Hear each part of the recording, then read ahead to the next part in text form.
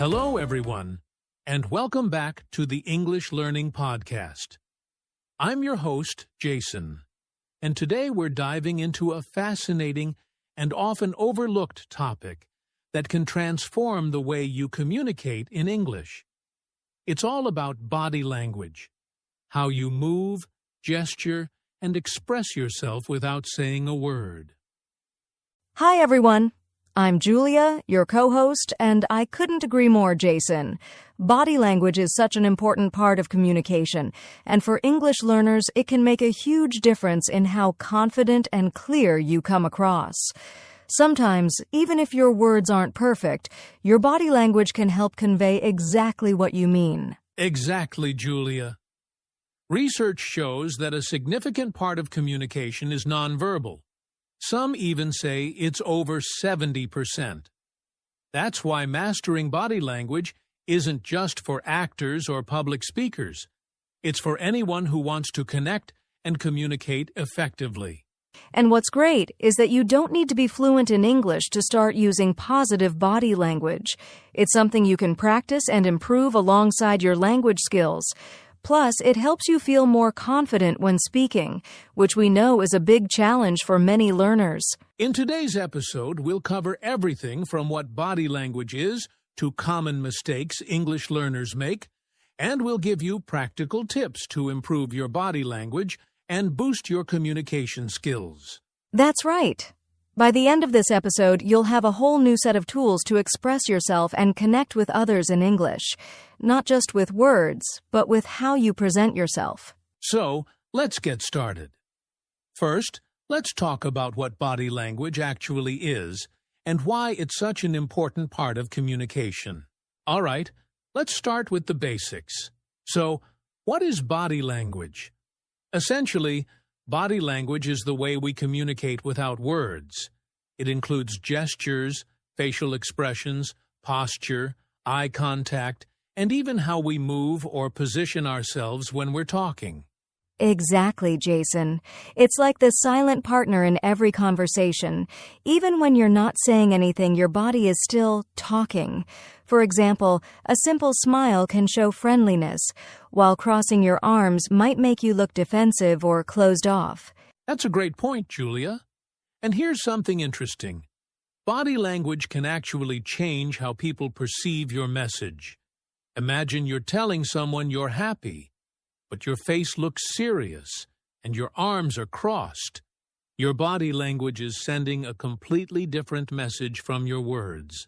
Right. That's why it's so important for English learners to understand this. If your body language matches your words, you'll seem more confident and believable. On the other hand, if your body language is off, people might get confused or even misunderstand you. And body language isn't just about how others see you. It's also about how you feel. For example, standing up straight and making eye contact can actually make you feel more confident, even if you're nervous. It's like a little confidence hack. Absolutely. And body language varies a lot depending on culture, which makes it even more interesting. In some cultures, direct eye contact is a sign of confidence, but in others, it might be seen as rude. For English learners, understanding these differences can help you adapt and communicate more effectively. Great point, Julia. For instance, in English-speaking countries, things like a firm handshake or maintaining eye contact during a conversation are often seen as signs of confidence and respect. But for someone from a different background, these might feel unfamiliar or even uncomfortable at first. That's true, Jason. And here's the good news. Improving your body language is something you can practice, just like learning new English words or grammar rules. Once you're aware of how body language works, you can start using it to your advantage. Exactly. And this is what makes body language such an important part of learning English. It helps bridge the gap between the words you're learning and the message you're trying to convey. So, to sum it up, body language is all about using your face, hands, and movements to communicate effectively. When you combine good body language with your English skills, you'll feel more confident and people will understand you better. All right. Now that we know what body language is, let's talk about some common mistakes English learners make and how to avoid them. Now that we've covered what body language is, let's dive into some common mistakes English learners make when it comes to body language. Julia, why don't you start us off? Sure, Jason. One of the most common mistakes I've noticed is avoiding eye contact. Many learners feel nervous when speaking English, so they tend to look down or away when talking. But in many English-speaking cultures, avoiding eye contact can make you seem unsure or even uninterested. That's so true, Julia. Eye contact is like a silent way of saying, I'm confident and engaged. But I understand it can feel intimidating. What's a simple tip for improving this? Start small. If direct eye contact feels too intense, try looking between the person's eyes or at their eyebrows. It gives the same impression without feeling overwhelming. Great advice. Another common mistake is fidgeting too much. When learners are nervous, they might tap their fingers, play with their hair, or shift their weight from one foot to the other. These small actions can make you look distracted or anxious. Exactly, Jason. Instead of fidgeting, try keeping your hands steady or using them for purposeful gestures. For example, using open hand movements can make you seem more approachable and confident. Speaking of hand gestures, here's another mistake: overusing or misusing gestures. Some learners use big, dramatic gestures for every word, which can be distracting. Others might use gestures that are normal in their culture, but have a completely different meaning in English-speaking cultures. Right. For instance, a thumbs up might mean something positive in one culture, but it could be offensive in another. The key is to use gestures naturally and in moderation, just enough to emphasize your words without overdoing it. Good point, Julia. Another mistake I've seen is poor posture. Slouching or hunching over can make you look uninterested or lacking confidence, even if you're saying something important. Yes, posture is so important. Standing or sitting up straight not only makes you look more confident, but it also helps your voice sound clearer and stronger. Plus, it shows that you're taking the conversation seriously. Another big one is smiling too little or too much. Smiling is a universal way to show friendliness, but some learners either forget to smile because they're too focused on their words, or they smile constantly, which can seem unnatural. That's true, Jason. A good rule of thumb is to smile when you're greeting someone, when you're listening, and when the situation calls for it. But don't force it. Let it come naturally. Here's a subtle mistake that often goes unnoticed: standing too close or too far away. In English-speaking countries, there's usually a comfortable space between people during a conversation. Standing too close can feel invasive, while standing too far away can seem distant or disinterested. Absolutely. A good guideline is to keep about an arm's length between you and the person you're speaking to. If you're not sure, just observe how others do it and follow their lead. Another mistake learners make is not matching their facial expressions to their words. For example, saying, "I'm so happy to meet you," with a blank face can send mixed signals. Yes, Jason. Your facial expressions should match the emotion behind your words. If you're excited, let your face show it. Practice in front of a mirror if it doesn't feel natural at first. Finally, let's talk about crossed arms. This one is tricky because crossing your arms might just feel comfortable, but it can make you seem closed off or defensive in many cultures. That's true.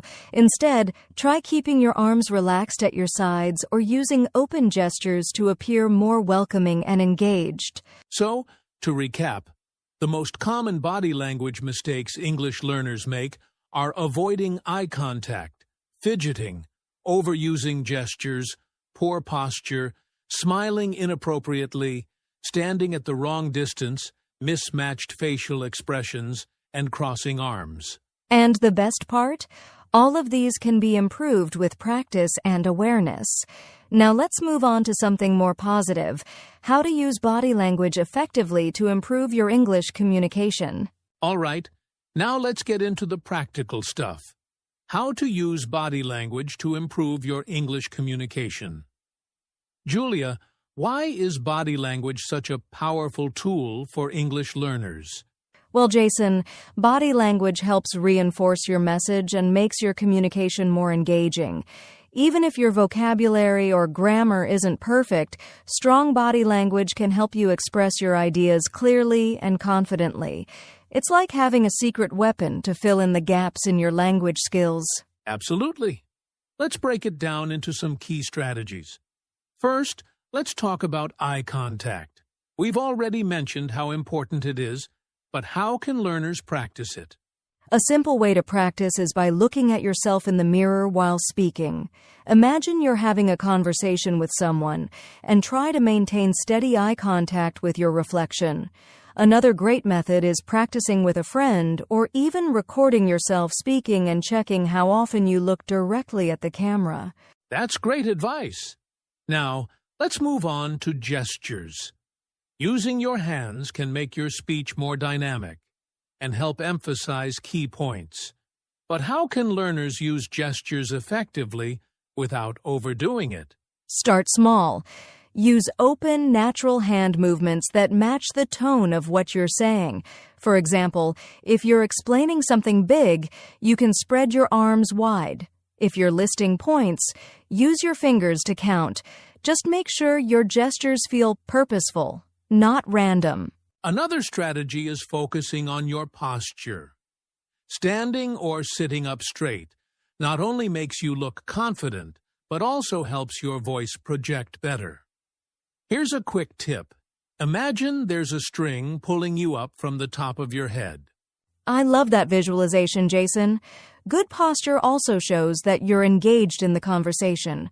If you're slouching or leaning too much, it can signal that you're bored or unsure. Now, let's talk about facial expressions.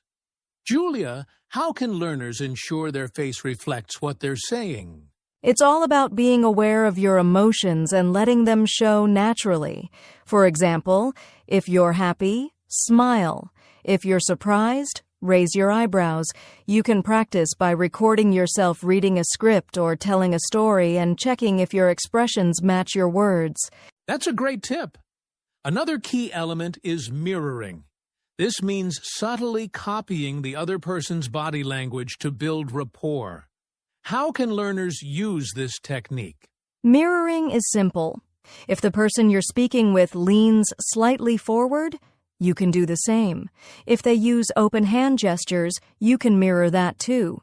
Just be subtle so it feels natural, not forced. Let's not forget about smiling. A genuine smile can instantly make you more approachable and create a positive connection. Julia, how can learners practice smiling naturally during conversations? Try smiling when you say hello or introduce yourself. You can also practice smiling while speaking in front of a mirror. It might feel awkward at first, but over time it'll become a natural part of your communication. Another important point is movement. Standing still can make you seem stiff, while moving too much can be distracting. What's a good balance, Julia?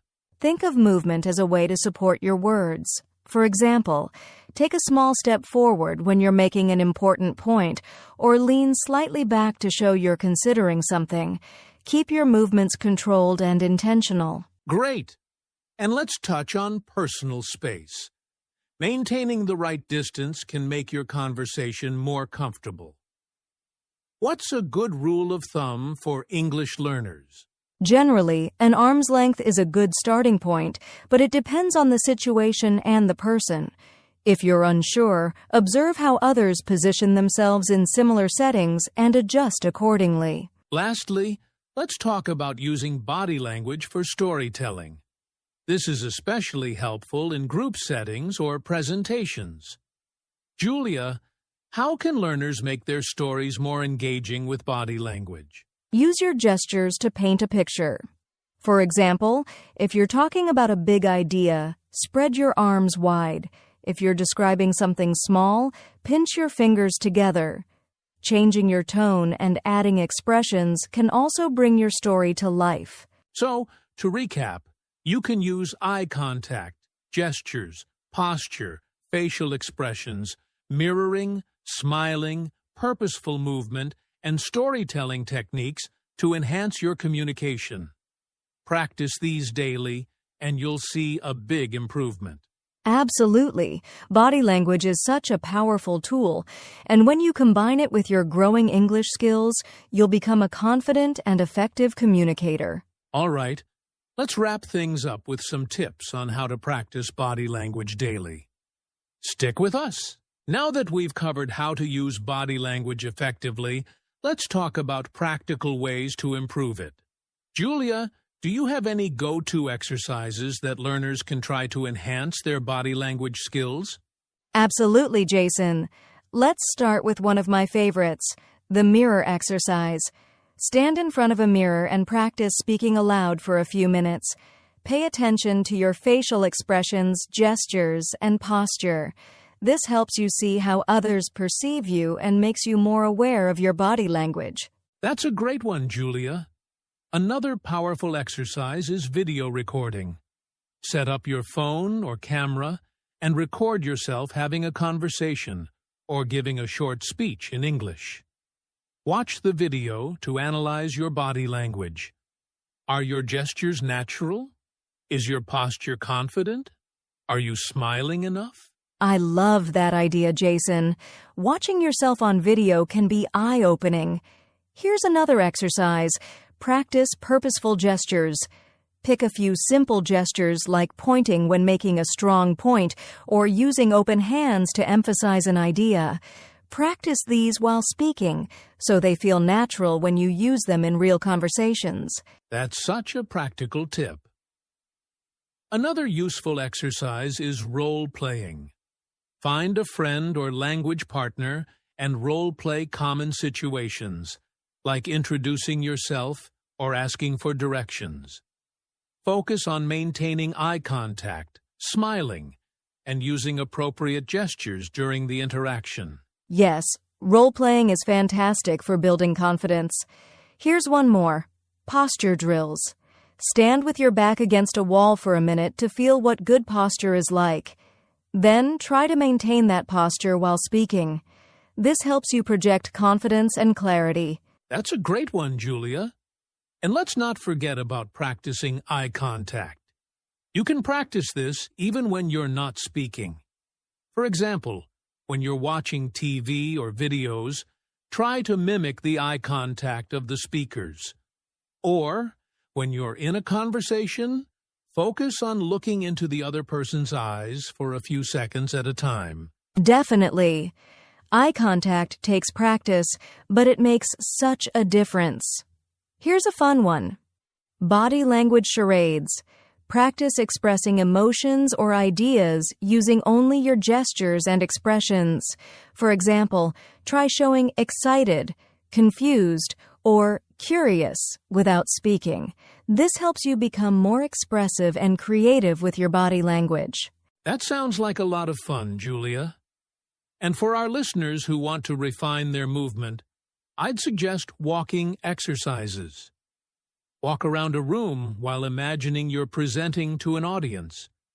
Practice controlled, purposeful movements, like stepping forward when making a point or gesturing smoothly. Such a great idea. One last exercise I'd recommend is feedback practice. Ask a friend, teacher, or family member to watch you speak and give feedback on your body language. Sometimes others notice things that we might not realize ourselves. That's an excellent suggestion, Julia. Feedback helps you fine-tune your body language and become more confident. So, to summarize, you can enhance your body language skills with exercises like using a mirror, video recording, purposeful gestures, role-playing, posture drills, practicing eye contact, charades, walking exercises, and seeking feedback. Exactly. The key is consistency. Just like learning English, improving your body language takes practice and time, but the results are so worth it. Absolutely. With these exercises, you'll not only become a better communicator, but also feel more confident in your English conversations. All right, Jason, let's wrap things up with some final tips for combining body language and English skills. Julia, we've talked a lot about how to use body language effectively, but let's take a step back. Why does body language matter so much when it comes to speaking English confidently? That's a great question, Jason. Body language is like the unspoken part of communication. Research shows that over half of our communication is nonverbal, which means things like gestures, posture, and facial expressions are just as important as the words we say. Exactly. When you combine strong body language with your spoken English, you appear more confident and engaging. And confidence plays a huge role in how others perceive your communication skills. Right, Jason.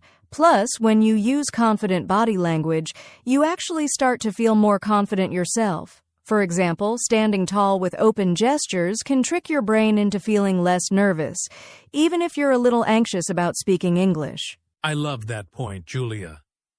Body language can also make up for any gaps in your language skills.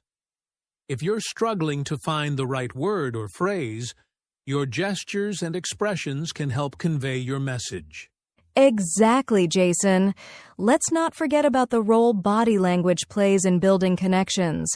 When you smile, maintain eye contact, or use open gestures, you create a sense of trust and approachability. This is especially important in conversations where English might not be your first language. Great point. It's not just about looking confident. It's about making the person you're speaking with feel comfortable, too. And when both people are at ease, the conversation flows much more naturally. That's so true, Jason. Body language also helps you stand out in group settings. Imagine giving a presentation or answering a question in class. If your body language shows confidence, even if your English isn't perfect, people are more likely to focus on your message. Absolutely, Julia. To sum it up, body language matters because it reinforces your words, boosts your confidence, builds trust, and helps you connect with others. It's an essential tool for any English learner who wants to communicate effectively. Well said, Jason. When you align your body language with your spoken English, you're sending a clear, confident, and powerful message. And that's something every English learner should aim for. Couldn't agree more, Julia. All right, up next, let's share some tips for putting everything we've discussed into practice. Stay tuned. Now, before we wrap up today's podcast, let's take a few questions from our listeners. Julia, I've got the first one here. It's from Maria in Brazil. She asks, I get very nervous when speaking English in front of others, and I feel my body language becomes awkward. What can I do to fix this? Great question, Maria. First, know that feeling nervous is completely normal. One tip is to start small. Practice speaking English in front of a mirror or with a trusted friend. Pay attention to your posture and gestures. Also, try taking a few deep breaths before you speak. It helps relax your body and mind. The more you practice, the more natural your body language will become. That's great advice, Julia. I have another question here from Ahmed in Egypt. He says, I find it hard to maintain eye contact when speaking in English. What should I do? Ahmed, you're not alone. Many people struggle with this. Start by practicing eye contact in low-pressure situations, like with friends or family. A good trick is to look at the person's forehead or the space between their eyes if direct eye contact feels too intense. With practice, maintaining eye contact will become easier. That's such a practical tip. Here's another question from Priya in India. She asks, what gestures should I avoid when speaking in English? Great question, Priya. Avoid crossing your arms, which can make you look closed off.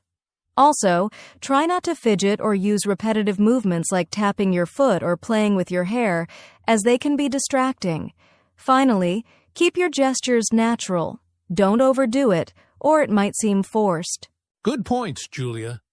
And remember, listeners, the key is to be aware of your body language, but not to stress over it. It's all about practice and making gradual improvements. Exactly, Jason. And for those of you who sent in questions we didn't get to, we'll try to answer them in future episodes. Keep them coming. Yes, we love hearing from you. All right, Julia, let's move on to the conclusion and wrap up today's podcast. All right, Julia, what a fantastic conversation we've had today about body language for English learners. Let's quickly recap what we covered. Sure, Jason. We started by discussing what body language is and why it's so important for confident communication in English. Then we explored common body language mistakes and how to avoid them. That's right. We also shared practical tips for using body language to enhance English communication and went over specific exercises to help listeners improve their nonverbal skills. And we answered some great questions from our listeners about how to tackle challenges like nervousness, maintaining eye contact, and avoiding distracting gestures. Exactly. Now, for our listeners, here's your challenge. This week, try one of the exercises we discussed, maybe the mirror exercise or practicing eye contact, and see how it affects your confidence when speaking English. Yes. And remember, improving your body language takes practice, just like learning English. But with consistent effort, you'll see results. If you found today's podcast helpful, don't forget to like, share, and subscribe to our channel. And we'd love to hear from you. Leave a comment below sharing your favorite tip or any questions you have about body language or learning English.